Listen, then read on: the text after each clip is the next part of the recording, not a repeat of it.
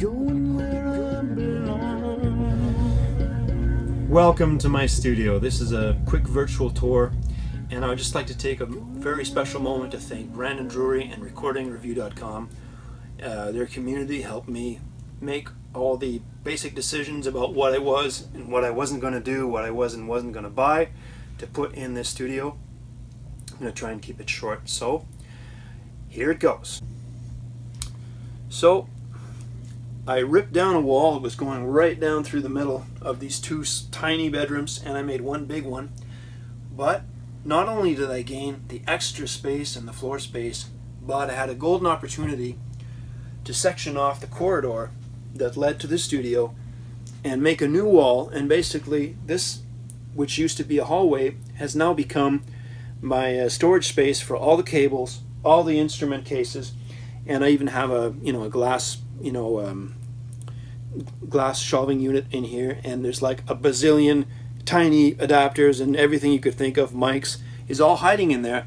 And what I'm trying to get at is that man, does that stuff ever take up space. And it's great to have a place in your studio where you can store all your junk so you can keep the floor space free for your work area, which also makes better videos. And photos, of course, you want to put your photos of your studio on the internet. When I talk about the room, I used to have gyprock everywhere all around. And one of the first things I did is I built myself a few studio panels to make some absorption. If you ever done music in a small room, the first thing you discover is just how bad the sound is in a small room with bare gyprock walls. And I'm just going to show you what I used to have up on the walls in my studio as we just flip out here. Come on over and have a look. So there it is. I'm sure I spent less than $100 to make each one of these. But basically we got some 1x2s inside and some rock wool. And I got a couple of divisions up here. There's actually 3 chambers inside. And on the outside, it's just a set of 60-inch sheets that I bought at Walmart. You can see one of the sheets that I basically stapled right to the back here. And then the contour sheet went around the front, making life pretty easy.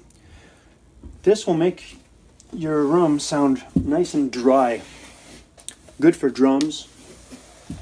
But when I had this everywhere, it sounded too dry. It was like it was kind of a little bit irritating to play in because it was, kind of drained all the color out of the sound, which I had to artificially insert naturally with reverbs and delays and stuff. So when I redid this room, we ripped all the walls off, and I had a new idea, a fresh idea. And what I was thinking was, first of all, the electricity. The electric boxes in my room in the basement here, and I needed access to my wires, access to my panels to modify anything electrical in this room to make it work better for me. And with the gyprock in the way, I would have to destroy that every single time. So I wanted some kind of paneling, and I invented something new. So here it is, the version 2 of the studio. It has fabric on the walls, but not all the way to the floor. This fabric was provided by a company that makes commercial tents and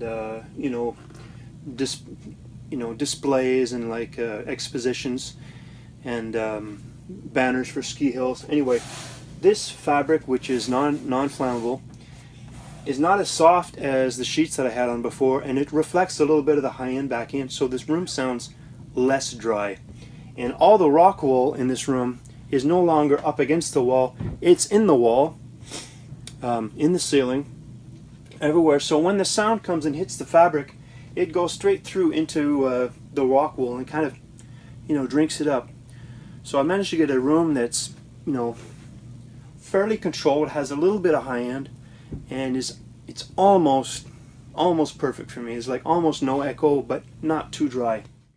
Over here at this end of the studio, I got my speakers, and I have the drum kit, and I have my amplifier and home stereo with a a nice vinyl setup because I like listening to vinyl since I have gotten my hands on a nice stereo. So the idea this time was to get these speakers in the air instead of having them on stands, and I wound up with more room on the floor. This floor used to be packed with stuff from one end to the other, one thing next to the other, almost, just all cramped up together. And now I get some more breathing space and more floor room by having these monsters up on the wall. And of course I got my cables kind of running in the back there. And this time I put my drum right here because in my experience what I need over at the other end of the room is more floor space, and I really need to sit at it. You need to sit at the right spot, in the sweet spot, when you're doing your mixing. And my drum was kind of badly placed for that. Here I got, just showing you my stereo. So I'm using this stereo for, for all, not only my personal listening, but also for mixing and mastering for myself. I have a really old amplifier which a friend gave me. This is a very solid solid state amp. It's very very transparent and very clean sounding, and this is a tube preamp.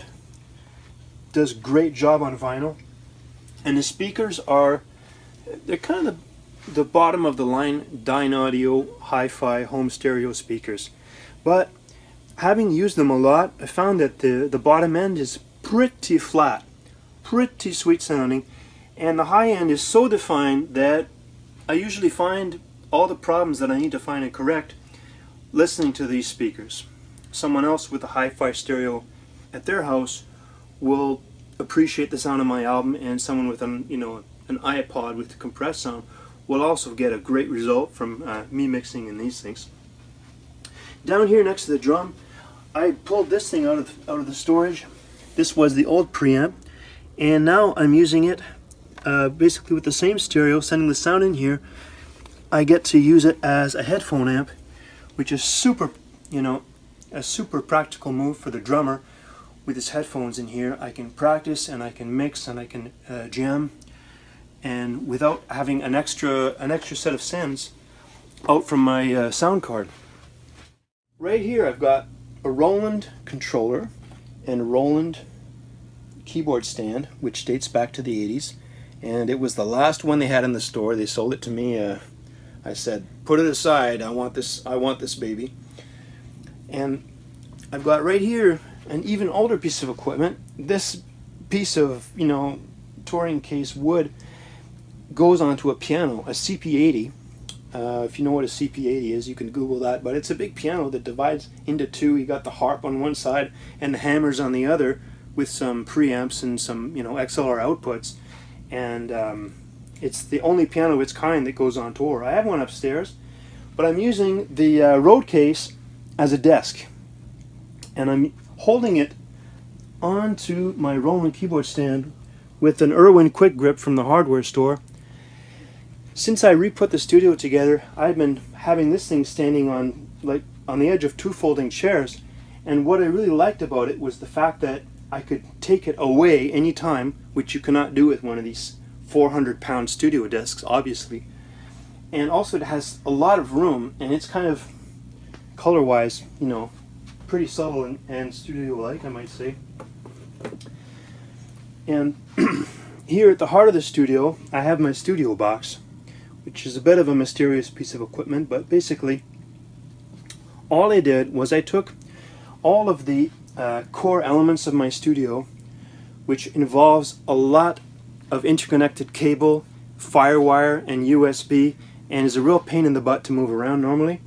I put it into this box and rack mounted it all together and made it so that not only does it all stay together when I move my computer 4 feet this way or that way, but I can literally lift the whole thing up, put it in my car, and go record on site when I have needs for a bigger, nicer sounding room, which is always the most expensive part of the studio. I mean, it's the building that you need.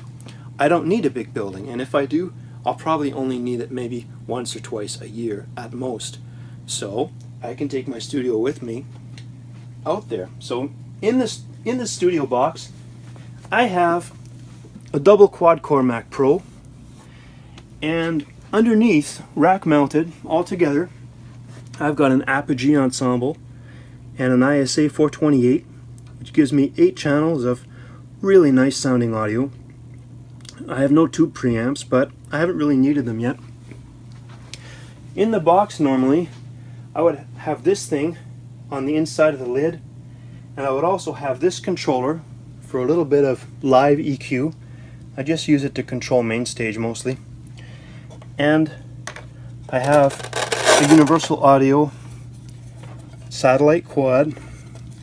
Yes, Brandon, I invested in Universal Audio because you said it was rocking. And even though you've changed your mind about that, I still love my plugins. So I figure my money wasn't wasted. Over here, I have this screen right here is mounted up on the ceiling, and I did that because, once again, often enough, I found that I would like to move my computer out of the way, my monitor out of the way, my cables out of the way, and get all the floor space I can sometimes to just rehearse for long hours. So now I can, just by getting rid of this keyboard stand, and with this arm, which I've screwed onto the ceiling, like some mad, construction project, I can just swing it around like this, and it winds up about over here, up against the wall and out of the way, without even unplugging itself. As you can see, I even have the power in the ceiling. Okay, right. So we're almost done at the tour here. Here at the back end of the room, I just got some basic guitar and bass gear. Here we got my Ampeg SVT3 Pro and my Laney Lionheart, and a few old guitars and a few newer ones. This is my best bass. I've been using this for years. And the last guitar that I bought, probably the last electric guitar I'll buy for the rest of my life. It's so good, I don't know why I'd need another one. My Duesenberg Carl Carlton. So this concludes the tour of my tiny studio, and if you can learn anything from it to make your basement studio for whatever purpose you need it for, go ahead, and thanks for tuning in. Bye.